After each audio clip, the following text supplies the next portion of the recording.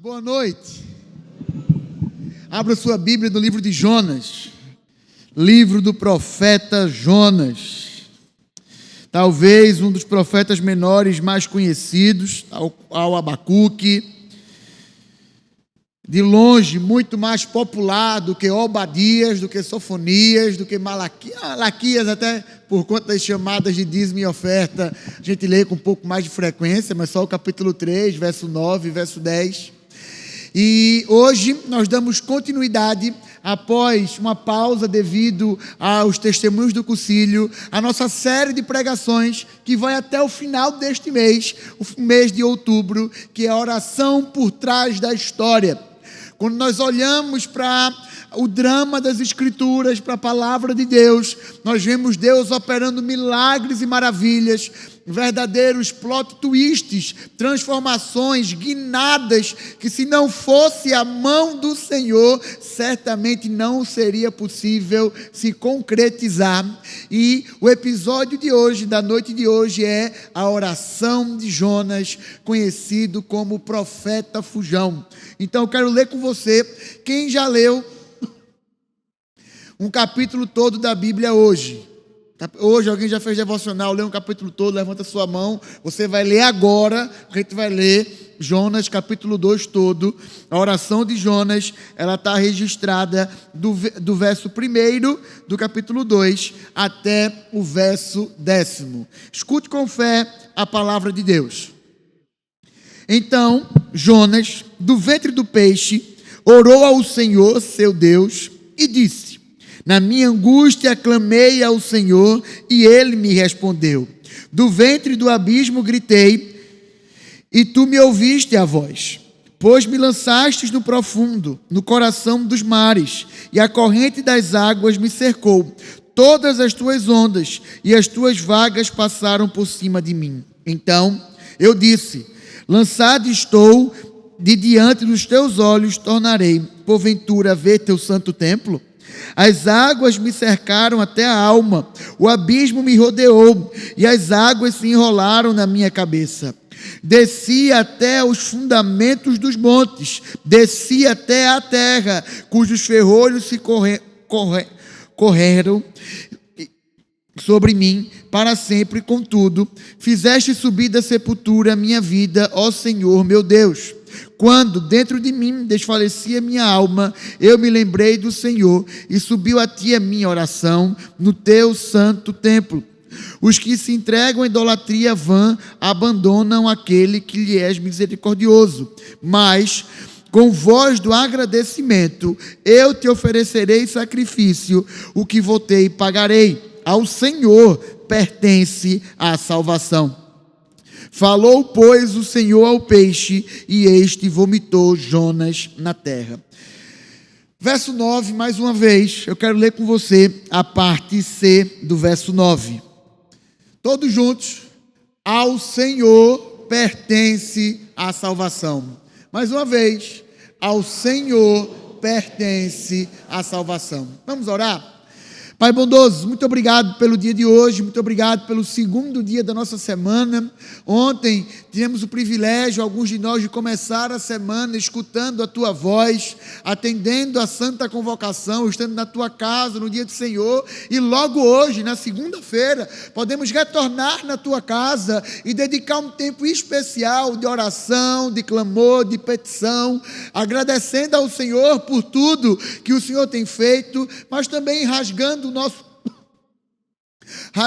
nosso coração, apresentando diante de Ti, Pai, aquilo que tem perturbado a nossa mente, aquilo que tem inquietado o nosso coração, aquilo que por vezes tem nos deixado ansioso, temeroso. A gente está aqui, Pai, buscando direcionamento, querendo ouvir a Tua voz, e assim como, Pai, Jonas orou, nós oramos a Ti neste momento, e nós sabemos que o Deus que escutou a oração de Jonas é o Deus que escuta a nossa oração. oração, é o Deus que escuta o nosso clamor, é o Deus que está de olhos atentos e ouvidos abertos à oração que é feita neste lugar. É por isso que nós oramos confiantes, é por isso que nós oramos sabendo que o Espírito de Deus intercede por nós com gemidos inexprimíveis, que nós temos a destra de Deus Pai, Jesus Cristo, que é o nosso advogado fiel. Pai, nós oramos a Ti e nós estamos carentes de escutar a Tua voz. A Tua palavra, quando é pregada, ela é pregada com fidelidade, é a Tua voz aos nossos ouvidos. Então, Pai, fala conosco. Eu, na minha limitação, Senhor, o máximo que eu consigo fazer é alcançar os ouvidos, Pai, alcançar, Pai, a audição dos meus irmãos aqui, mas eu creio piamente que o Espírito de Deus, o Espírito que opera em nós, o Espírito que testifica o nosso espírito, é capaz de alcançar corações. Eu peço, Pai, que o Teu Espírito Santo fale aos corações na noite de hoje, e que estes corações não sejam solos espinhosos, rochosos, ou que a semente é lançada à beira do caminho, o pássaro vem e leva, mas que seja solo fértil, que a palavra semeada, ela encontra, Pai, um solo fértil para germinar, crescer e dar frutos para a Tua glória, que sejam frutos de arrependimento, frutos de santificação, frutos piedosos, para glorificar ao Teu nome. Pai, fala conosco, essa é a nossa oração, em nome de Jesus, amém. Profeta Jonas, 4 capítulos apenas, um livro curto, um livro pequeno, afinal ele é um dos profetas menores. Ele é um daqueles que é chamado de profeta menor, não porque ele tinha uma estatura menor do que Ezequiel, do que Isaías, Jeremias, Daniel, mas por conta justamente do volume, por conta da quantidade dos seus escritos. E o profeta Jonas, ele escreve e relata um sofrimento que ele passou devido ao seu coração endurecido. Jonas profetiza no período do avanço do Império Assírico. Nós percebemos, Assírio, perdão. Rapaz.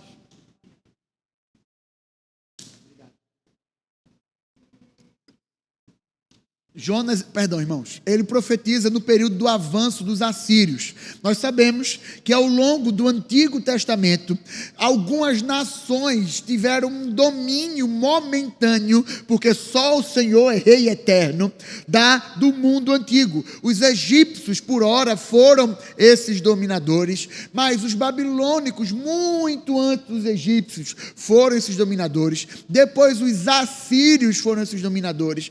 Depois os medo-persas foram esses dominadores. Depois nós temos os egípcios, os romanos, e a gente chega até a época de Jesus, onde Roma de fato era que comandava todo o mundo antigo, norte da África, Europa como um todo, Ásia. Mas quando Jonas profetizou, os assírios, eles estavam dominando toda aquela região. E uma das capitais da Assíria era justamente a cidade de Nínive. E os ninivitas e os assírios, eles tinham um excelente exército. O material bélico deles, a tecnologia militar deles estava extremamente à frente da tecnologia militar do povo de Deus. E em algumas campanhas, em algumas excursões para dominar povos, para dominar terras, o povo assírio, os ninivitas já tinham chegado na região do povo de Deus, e possivelmente os antepassados de Jonas, e não era aquele tataravô não, possivelmente algumas poucas gerações antes do profeta Jonas tinham sido ceifadas, atacadas. Muito possivelmente Jonas teve amigos, parentes que morreram a fio da espada dos assírios e também das tropas que vieram de Nínive, daquela capital, daquela cidade extremamente importante. E se você tiver curiosidade, gostar de história, gostar de guerra como eu, se você for pesquisar, você vai ver as atrocidades que eram cometidas por estes homens. Eles não poupavam crianças, eles não poupavam mulheres, eles não matavam de forma que seja menos dolorosa, eles gostavam do sofrimento, e eles usavam dessa crueldade, dessa tirania, para serem conhecidos como algozes, como aqueles que não devem nem mesmo ser enfrentados. Se o exército assírio, se o povo assírio, se os ninivitas chegarem para dominar a sua terra, entregue a sua terra, porque de um jeito ou de outro eles vão conquistar, é melhor que vocês tenham as vidas poupadas. Então, este era o cenário do povo a qual, no capítulo 1, eu quero que você volte à página da sua Bíblia, ou talvez permaneça na mesma página. Então, depois desse background, depois dessa história, depois desse pano de fundo, veja o que Deus pede ao profeta Jonas. Veio, capítulo 1, verso 1, veio a palavra do Senhor a Jonas, filho de Amitai, dizendo: dispõe-te, vai à grande cidade de Nínive e clama contra ela, porque a sua malícia subiu até mim. Jonas se dispôs, mas para fugir da presença do Senhor, para Tarsis, e tendo descido a Jope, o porto de Jope, achou um navio que ia para Tarsis, pagou, pois, sua passagem e embarcou nele para ir com eles para Tarsis, para longe da presença do Senhor. Deus pede que Jonas vá para a cidade de Nínive, e ele se dispõe. Ele se dispôs, o texto sagrado fala, mas para fazer algo que estava literalmente ao contrário.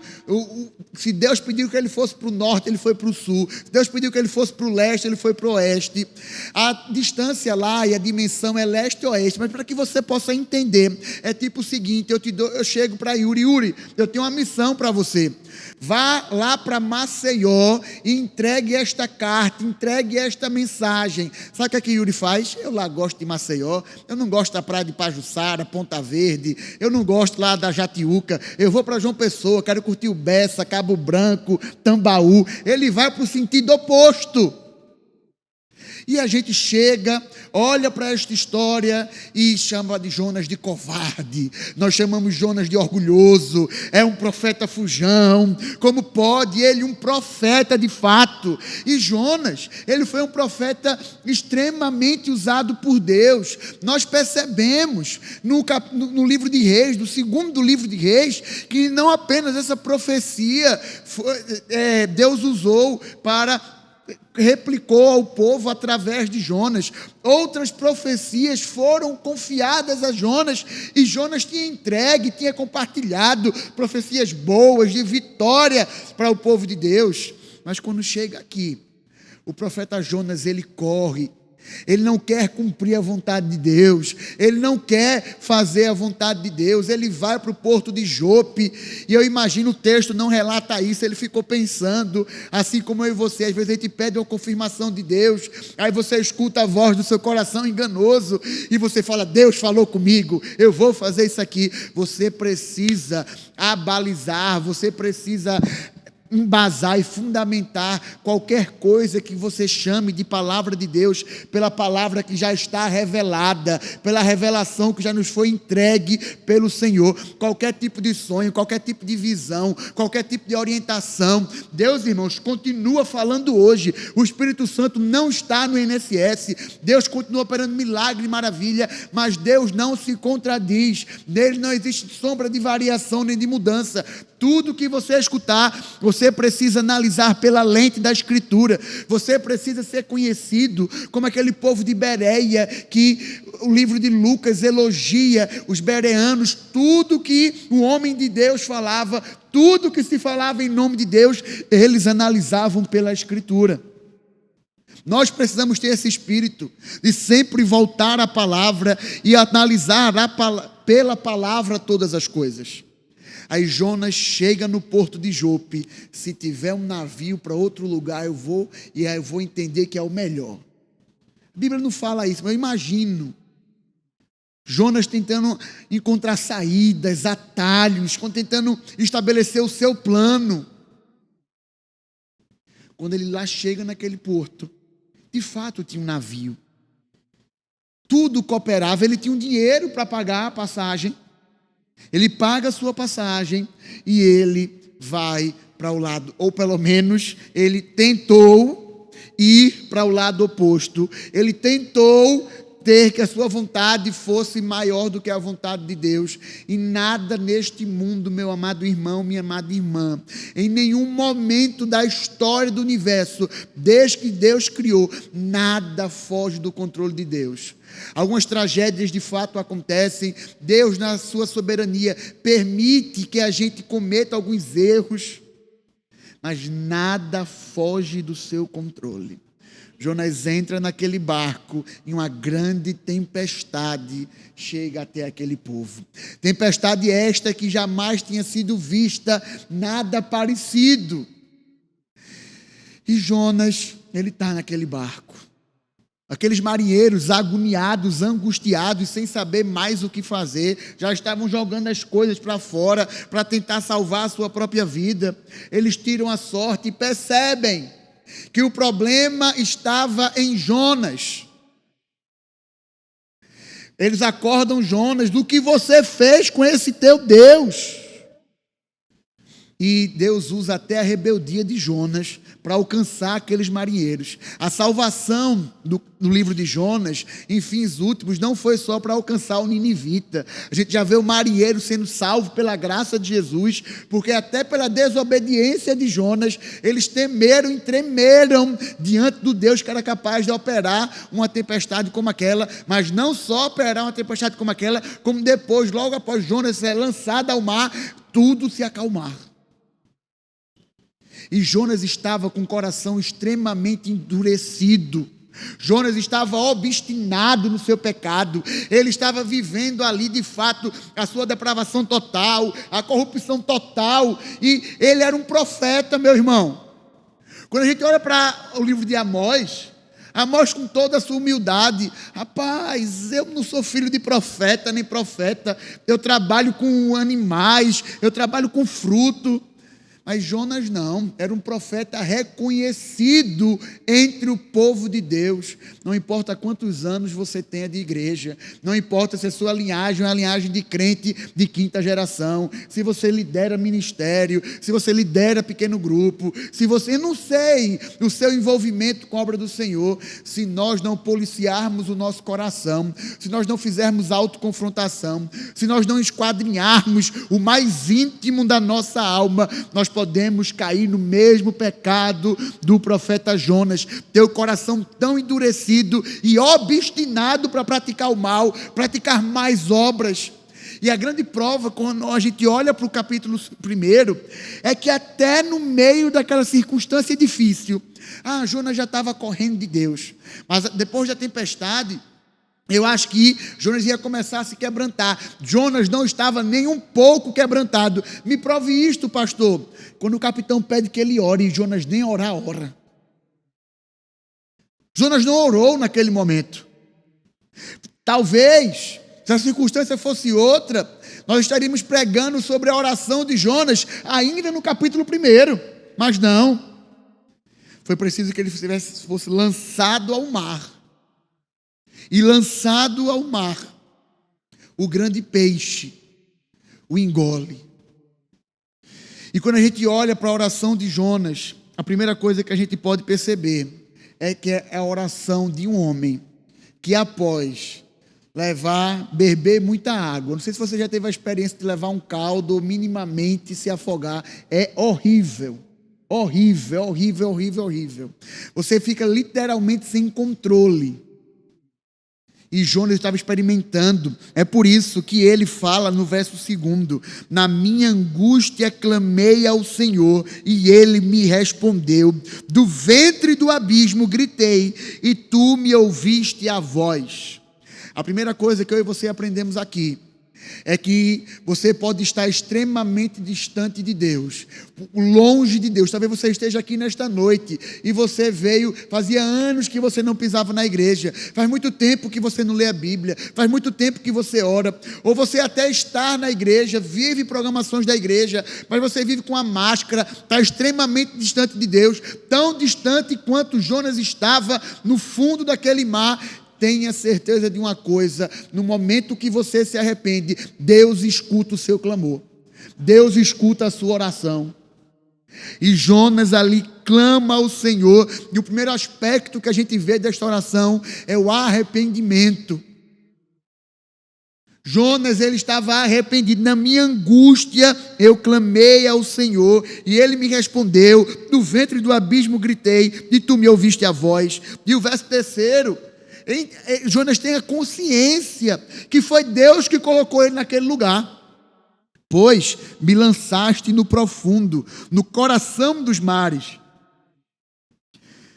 e a corrente das águas me cercou, todas as tuas ondas e as tuas vagas passaram por cima de mim. Então eu disse: lançado estou diante dos teus olhos, tornarei porventura a ver o teu santo lugar. As águas me cercaram, até o abismo me rodeou, e as águas se enrolaram na minha cabeça. Desci até o fundamento dos montes, desci até a terra, cujos ferrolhos se corroeram. Sobre mim para sempre, contudo, fizeste subir da sepultura a minha vida, ó Senhor meu Deus.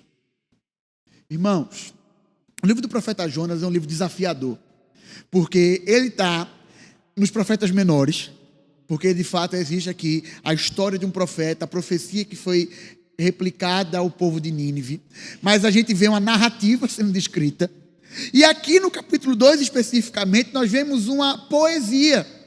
A oração de Jonas é uma poesia, então a gente tem que interpretar esse capítulo à luz do seu gênero literário como poesia. E a gente não deve se espantar: rapaz, como é que um cabra relata uma situação dessa com uma poesia? Ele era judeu, irmãos, é o que ele mais escutava no templo, era através de poesias que o povo de Deus se expressava. Afinal, se você abrir o Saltério, ele é chamado de anatomia da alma pelos reformadores. E por quê? Porque ele revela não só os momentos alegres, não só os cantos de júbilo, não só as convocações para louvar a Deus, mas também a alma angustiada, a alma temerosa, a alma ansiosa, a alma inquieta. E Jonas aqui relata através de uma poesia, uma oração em poesia. Rapaz, se fosse eu, mesmo nordestino, não ia sair nem shot nem baião, não, ia sair desespero. Mas Jonas aqui já dava sinais e evidências que ele estava consciente do Deus que tinha permitido que ele chegasse ali, por conta da dureza do seu coração. E Jonas, ele arrependido, reconhece uma coisa que é extremamente importante, irmãos, que nós, por mesmo que tenhamos tempo de igreja, tardamos a reconhecer. Leia comigo a última parte do verso 9, mais uma vez. Todos juntos. Ao Senhor pertence a salvação. Talvez você estava desligado, prestando atenção em outra coisa. Vamos ler de forma vibrante. Ao Senhor pertence a salvação. Irmãos, a salvação não está na força do nosso braço. Não é através dos nossos méritos, não é através da nossa inteligência, não é porque a gente é bonzinho e toca na igreja, prega na igreja, serve na igreja, porque a gente é filho de crente. Não existe nada e absolutamente nada, nem uma fagulha sequer, nem uma porcentagem mínima sequer em nós digna de salvação, digna de alcançar a salvação, digna de alcançar o Deus que é santo. Ao Senhor pertence a salvação, e Ele salva quem quer, bárbaro, cita, grego, judeu, homem, mulher, livre, escravo, velho, novo, salva você, mesmo com a sua multidão de pecados. E Jonas ali, talvez revestido de religiosidade, Jonas revestido ali da sua justiça própria, ele não queria pregar para aquele povo, porque aquele povo não merecia a salvação. E aqui eu te faço uma pergunta: Jonas estava errado? Ele não queria pregar porque sabia que Deus podia salvar, mas dentro do seu argumento lógico, tinha um pouquinho de verdade. Aquele povo não merecia mesmo, não. Eles mereciam ser salvos, irmãos. Às vezes a gente fica olhando também com um olhar de meu, coitadinho dos ninivitas, coitadinho. Bota no Google aí, no chat GPT, quem é nos ninivitas? Eles não mereciam de fato. Mas o que Jonas tinha esquecido na sua linha de raciocínio é que o próprio Jonas também não merecia a salvação. O próprio Jonas não merecia. Deixa eu dizer uma coisa para você: eu não mereço, você não merece e nem nunca mereceremos, mas ao Senhor pertence a salvação. E esse aspecto, essa oração é fantástica. Quando a gente desenhou essa série na equipe ministerial, eu falei: ninguém pregue na oração de Jonas. E eu acho que já tem uns 7 episódios, né? Porque eu estava viajando depois de férias. Ninguém pregue. E assim que eu voltei de férias, quem prega segunda-feira sou eu, porque eu quero pregar na oração de Jonas. E eu acho essa oração fantástica, porque de fato, nós aprendemos que os ninivitas não mereciam a salvação, Jonas não merecia a salvação, e Deus, Ele usa de algumas situações que humilham o profeta, que também nos humilham de tabela. Deus chega para Jonas e diz: você não quer pregar não, você não vai falar não, você não vai nem orar, mesmo sem você falar, mesmo na sua omissão, eu vou salvar. Deus salva os marinheiros que eram pagãos. E Deus usa, meu irmão, qualquer coisa. Deus usou uma mula para falar no Antigo Testamento, e Deus usa outro animal aqui também, um grande peixe, não para falar, mas para ser instrumento de Deus no seu plano de redenção. Se você não falar, azar o seu, perdeu o galardão, perdeu o privilégio, perdeu a bênção que Deus te dá de anunciar as maravilhas da lei dele.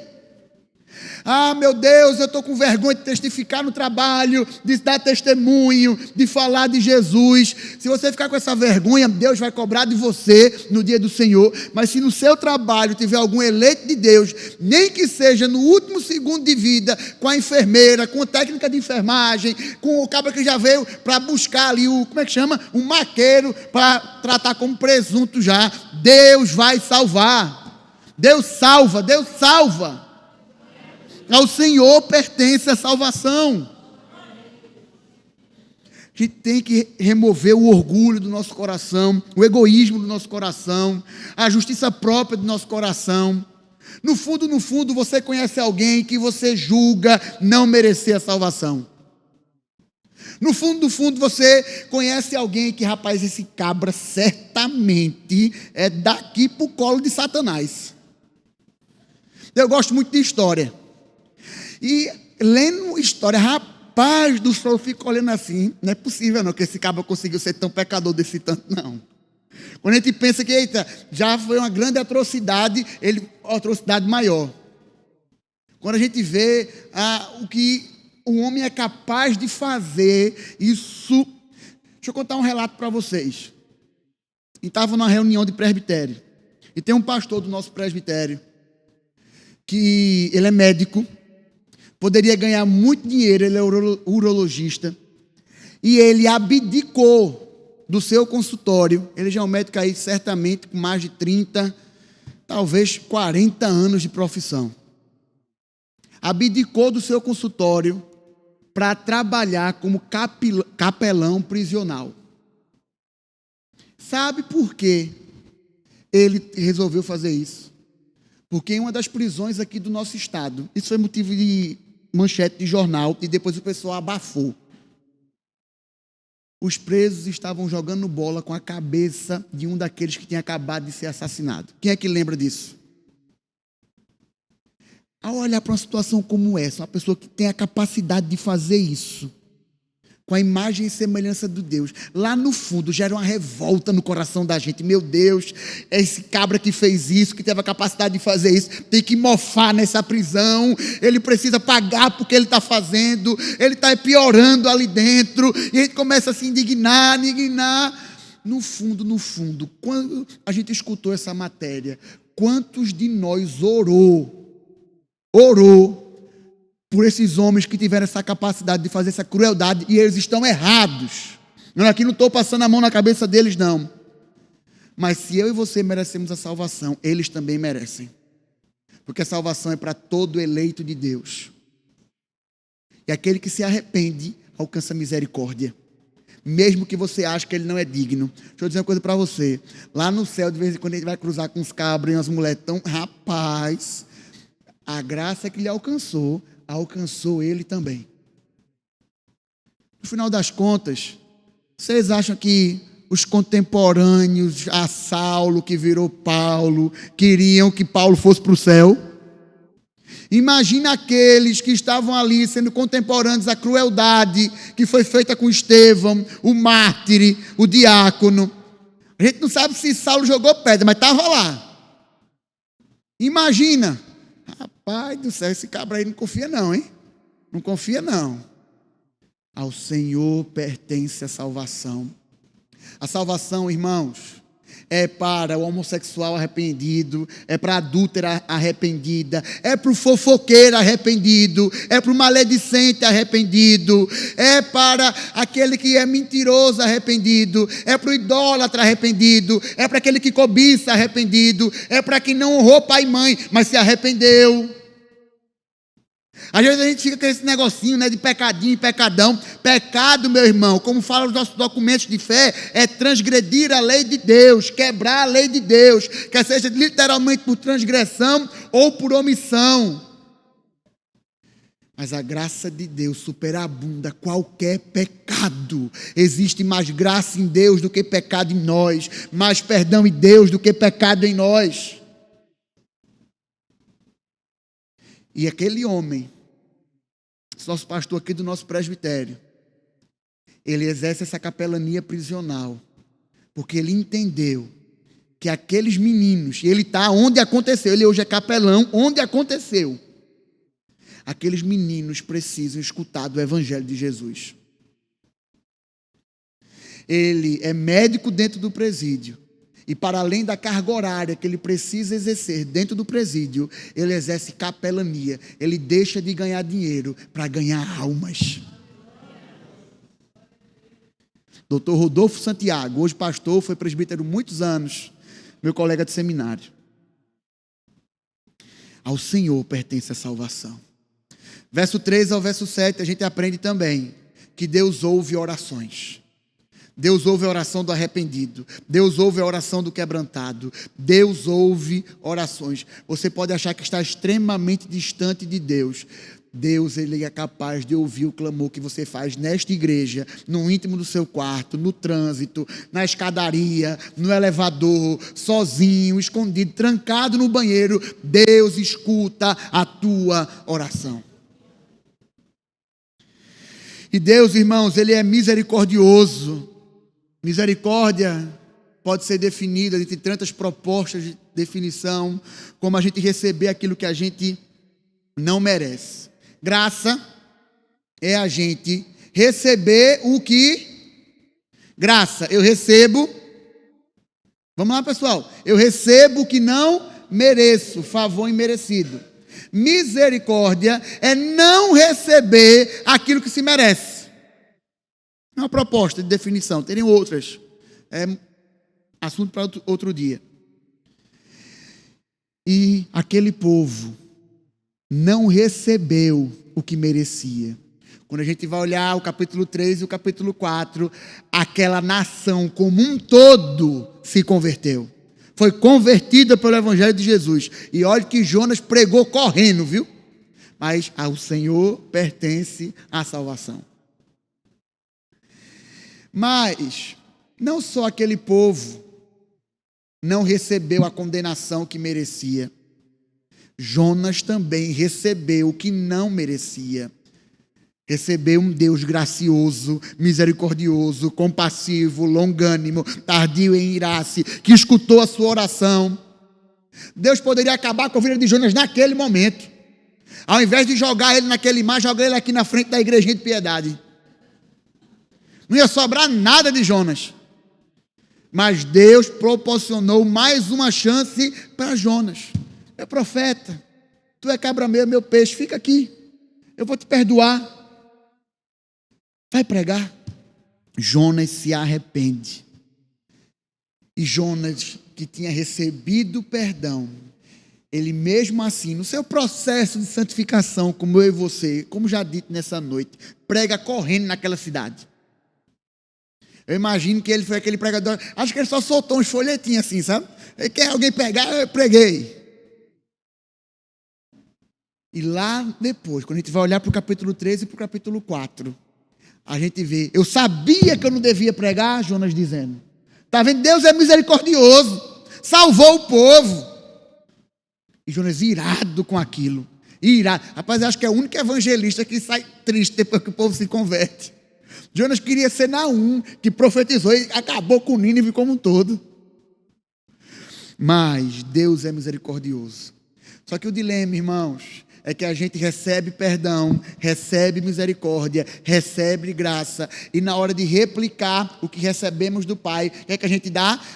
Vingança, orgulho, insensatez, falta de paciência, justiça própria. Que nós não sejamos encontrados como Jonas. Foi preciso que ele passasse ali os 3 dias dentro do ventre daquele grande peixe. Aí o povo querendo acabar com a Bíblia, é impossível. Como é que um grande peixe vai engolir um homem? Esse cara vai sair vivo. Um dia desse encontraram um que foi cuspido por um peixe. Eita, é possível. Eu já sabia faz tempo, desde que eu comecei a ler a Bíblia. Deus é um Deus que nos ensina, Ele é perdoador. E nós, como seus filhos, precisamos ser perdoadores também. Meu querido irmão, tenha hábitos que são graciosos. Tenha uma comunicação graciosa. Querido marido, perdoe a sua esposa. Esposa, perdoe o seu marido. Pais, perdoe os filhos. Filhos, perdoe os seus pais porque provocaram a ira. Todos nós, nossos relacionamentos interpessoais, precisamos liberar perdão. Jonas não tinha perdoado aquele povo, mesmo sabendo que não poderia guardar esse rancor todo. Porque ao Senhor pertence a salvação e nas mãos do Senhor também está a justiça. E a gente fica indignado. Até quando os juízes sentenciam algo que é contra nós, a gente fica indignado. Irmãos, descansa. Nós servimos ao justo juiz. Para Deus não existe causa perdida. Mas o texto ele continua. E a gente aprende mais uma coisa com esse texto. Eu estou terminando já. O peixe, irmãos, era o melhor lugar, o ventre daquele peixe era o melhor lugar que Jonas poderia estar, porque era o plano de Deus para a vida dele. Eu não quero aqui de forma alegórica ficar fazendo comparações com o sofrimento da sua vida, mas eu tenho plena certeza de uma coisa: muitos de nós nos encontramos em circunstâncias difíceis por conta da dureza do nosso coração. E lá é o melhor lugar que nós podemos estar, porque Deus permitiu aquilo. Só que a pergunta não é, meu Deus do céu, e agora? Mas a pergunta é, Senhor, o que eu devo fazer a partir de agora? Como eu devo agir? Como eu devo proceder? Talvez você precise hoje, agora, fazer uma oração semelhante com: na minha angústia clamo ao Senhor e Ele me responde do ventre do abismo. Clame a Deus, ore a Deus, não questione a situação que você está, questione qual lição Deus quer lhe ensinar na situação que você está. Nem Cristo Jesus, meu amado, foi poupado dos sofrimentos. Por que você acha que você o será? É bonito, né, ler a história de Daniel na cova dos leões. Aqueles 3 jovens na fornalha ardente. Até a de Jonas. Mas ninguém quer passar por essas circunstâncias. Irmãos, o sofrimento é recurso didático de Deus para nos forjar o caráter de Cristo em nós. Não questione a barriga do peixe. E era complicado, irmãos. Imagina o suco gástrico ali daquele peixe. Acho que Jonas saiu todo ferido. Depois de 3 dias. E a gente pensa que quando o peixe cuspiu, Jonas estava colado já em Nínive. Rapaz, ele teve que andar uma besteirinha ainda. Abra aí qualquer mapa bíblico que você vai ver. E ele certamente foi ministrado pelo Senhor. E ele foi evoluindo no seu processo de santificação. A oração de Jonas é uma oração que nos ensina sobre a necessidade urgente do arrependimento. É a oração que nos ensina sobre um Deus que escuta a nossa oração. É a oração que nos ensina que ao Senhor pertence a salvação. E a oração que nos ensina sobre perdão. O perdão que Jonas recebeu da parte de Deus. E a mensagem do perdão de Deus que ele precisaria compartilhar com os ninivitas. Mas houve alguém, irmãos, que também passou 3 dias numa situação bem delicada. Houve alguém, irmãos, que também passou 3 dias em uma situação extremamente delicada, e este alguém, diferente de Jonas, não deveria, por conta das suas ações, estar ali. Eu estou falando de Jesus Cristo de Nazaré, que morreu na sexta-feira e só ressuscitou no 3º dia, no domingo. E isso foi necessário para que a salvação nos alcançasse. Cristo é o Jonas perfeito, é o profeta perfeito, que através da sua obra e da sua mensagem traz salvação. A mensagem de Jonas, estou falando entre parênteses, tá? Para quem está escutando o podcast, salvou Nínive toda. A mensagem de Cristo salva todos os seus eleitos, de todas as nações possíveis. Toda tribo, raça, cor, nação, muitos virão te louvar. Essa é a lição do profeta Jonas. A salvação pertence ao Senhor.